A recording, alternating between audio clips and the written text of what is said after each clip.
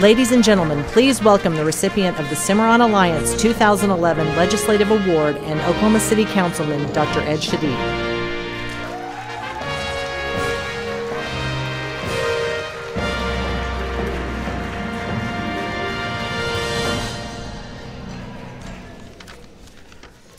Thank you, and it's quite an honor to be here again tonight. You know, many of you have heard me say that I believe victory is at hand, that really what we're playing out here is the fourth quarter, that we are going to win. And by win, I don't mean just legislative victories like gay marriage, which is an important but not final step. I mean widespread acceptance, the decoupling of sexual orientation and morality, and for the LGBT community to be able to finally live free from threats of discrimination and violence. And I think that what makes me think that victory is at hand is looking at every generation being more and more accepting than the one before it. And I don't know a nice way to say it, but looking at the youngest voters coming up being so different from the seniors that are passing on, that mathematicians tell us that really it's a statistical certainty that things that have been fought for so long, like gay marriage, will happen across the country. And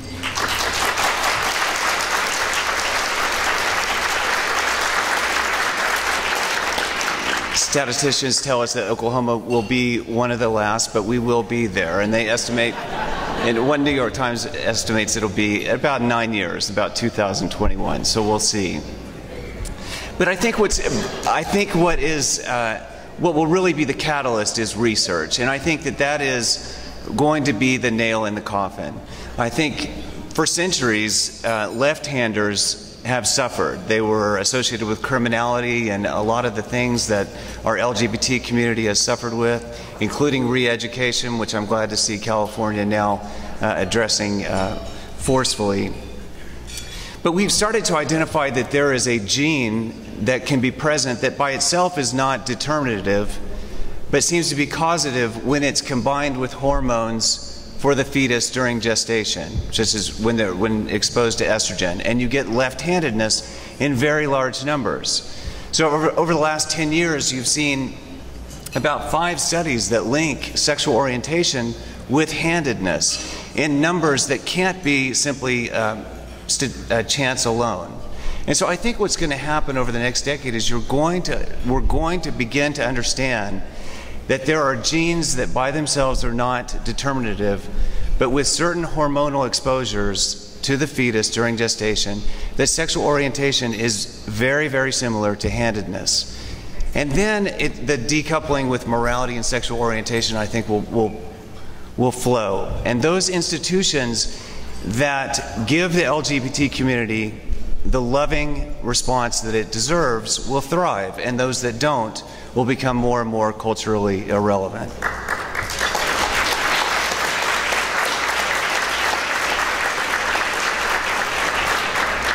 The problem is that even though I think we're in the fourth quarter and that the game is won, we still have to play out the fourth quarter, and there will be anger and resistance. Anger is a secondary emotion. It's always driven by something else, by fear or hurt or loss of control. And as those who cling to the past feel it slipping away, many will respond with fear, and then with anger, and then with bullying and violence, and we will lose people. We will have people hurt. We will have people killed. We will have people shamed, since it was referenced very well in the video. And those that are shamed will oftentimes look for ways to change the way they feel. Some will turn to drugs and alcohol, and for some that will become a compulsion, and we'll see chemical dependency and social instability as a result. And I think all of that, as we play this out, is where we need organizations and advocates like the Cimarron Alliance. I think that as we prepare for the evening and we look back on the year, I think we can say that those that donated to Cimarron Alliance last year got their money's worth. And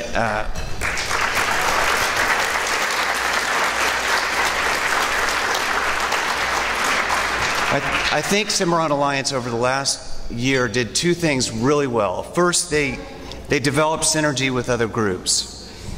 The advocates for the LGBT community in states like Oklahoma are going to be outnumbered and outfinanced. So if there was ever a group that needed its advocates to work together, it would be the LGBT community. I think in talking with Scott, it's clear that cities like Tulsa have an advantage where donors have made one institution and people can go to one place and meet with different advocates under one roof.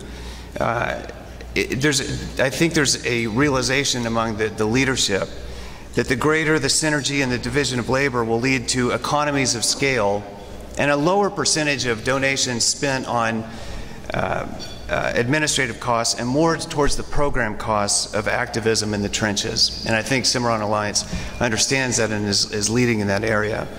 This year we passed sexual orientation on the Oklahoma City's anti-discrimination policy.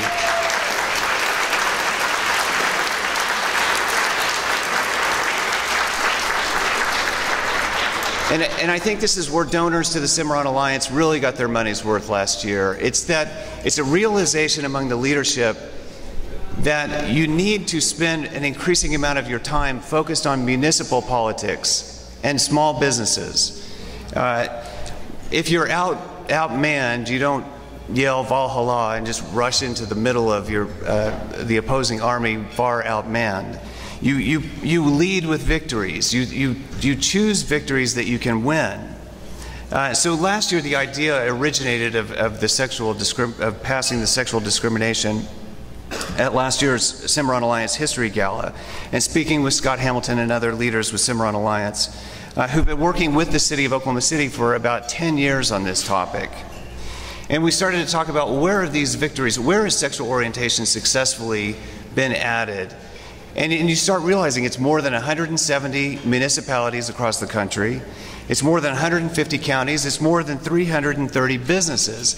It's at the smaller local level. That's where, at the state level, the state legislature, you need dozens and dozens and dozens of allies. At the city level, you need 5. And that's much more manageable. So you see in Oklahoma City passing in Tulsa, Oklahoma City, Perry, Noble, Chickasha, Muskogee, McAllister, Del City, Miami, and Veneta.